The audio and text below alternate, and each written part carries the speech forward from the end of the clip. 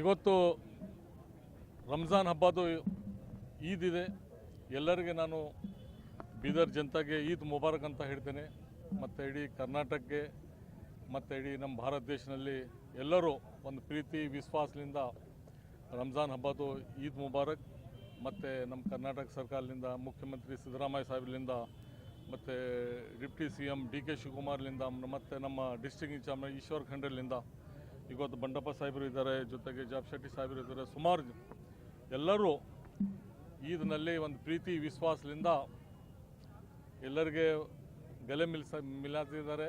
ಮತ್ತು ರಂಜಾನ್ ಫುಲ್ ತಿಂಗಳಿನಲ್ಲಿ ದೇವರಿಗೆ ಪ್ರಾರ್ಥನೆ ಮಾಡಿ ಒಂದು ಒಳ್ಳೆ ದಿಶಾನಲ್ಲಿ ನಾವು ಎಲ್ಲರೂ ದೇವರ ಹತ್ರ ಹೋಗಿದ್ದಾರೆ. ಅದ್ರ ಸಲುವಾಗಿ ಇಡೀ ವರ್ಷಗೆ ನಮ್ಮೆಲ್ಲರಿಗೆ ದೇವರು ಒಳ್ಳೇದು ಮಾಡಲಿ ಅಂತ ಹೇಳಿದೆ. ಇವತ್ತು ಈದಿ ಹಬ್ಬ ಇದೆ,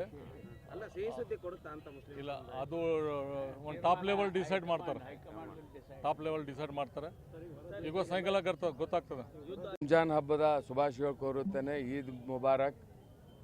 ಯಾವ ಥರ ಒಂದು ತಿಂಗಳು ಸತತ್ ಉಪವಾಸ ಮುಖಾಂತರ ಇವತ್ತು ಇಡೀ ದೇಶ ಅಲ್ಲ ವಿಶ್ವದಲ್ಲೇ ಇವತ್ತು ರಂಜಾನ್ ಹಬ್ಬ ಆಚರಿಸ್ತಾ ಇದ್ದಾರೆ. ಮತ್ತು ಅದರಲ್ಲಿ ವಿಶೇಷವಾಗಿ ನಮ್ಮ ಬೀದರು ಈ ಗಂಗಾ ಜಮುನಾ ತಹಜೀಬ್ದಾಗ ಎಲ್ಲಾರ ನೋಡ್ಬೇಕಂದ್ರೆ ನಮ್ಮ ಬೀದರ್ನಲ್ಲಿ ನೋಡ್ಬೇಕು. ಅಷ್ಟೊಂದು ಪ್ರೀತಿ ವಿಶ್ವಾಸದಿಂದ ಎಲ್ಲರೂ ಭಾವ್ಯತೆಯಿಂದ ಏನದ ಭಾಳಂತ ಒಂದು ನಗರ ಇದೆ ಇದು.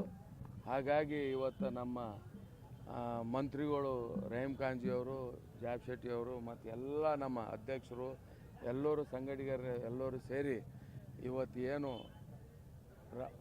ನಮಾಜ್ ಆದ ತಕ್ಷಣ ಏನು ಎಲ್ಲರಿಗೆ ಒಂದು ಪ್ರೀತಿ ವಿಶ್ವಾಸದಿಂದ ಈದ್ ಮುಬಾರಕ್ ಹೇಳೋಂಥ ಒಂದು ಪದ್ಧತಿ ನಮ್ಮ ಬೀದರ್ನಲ್ಲಿದೆ. ಅದು ಏನದಲ್ಲ ಖಾಯಂ ಮಾಡ್ಕೊಂಡು 25 ವರ್ಷ ಹಿಡಿದು ಇಲ್ಲಿ ಬರ್ತಾಯಿದ್ದೀನಿ.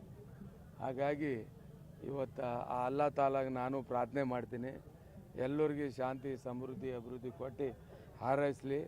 ಮತ್ತು ಎಲ್ಲರಿಗೆ ನಾ ಮತ್ತೊಂದು ಸಲ ಈದ್ ಮುಬಾರಕ್ ಹೇಳಿ ಶುಭಾಶಯ ಕೋರುತ್ತೇನೆ.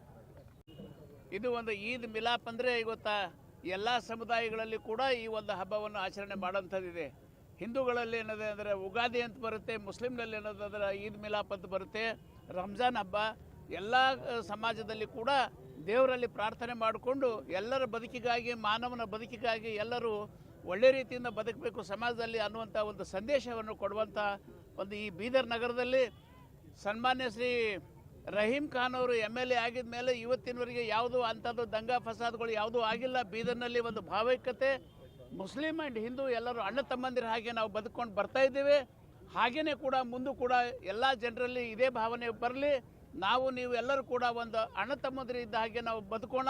ಶಾಂತಿ ಸಮಾಧಾನ ಬೀದರ್ನಲ್ಲಿ ಅನ್ನೋದಾದ್ರೆ ತೊಗೊಂಡು ಬಂದು ಎಲ್ಲರೂ ಒಳ್ಳೆಯದಾಗಿ ಸಮಾಜದಲ್ಲಿ ಬದುಕೋಣ ಅಂತ ಈ ಸಂದರ್ಭದಲ್ಲಿ ನಾನು ಒಂದು ವಿಚಾರಗಳು ತಿಳಿಸ್ತೀನಿ.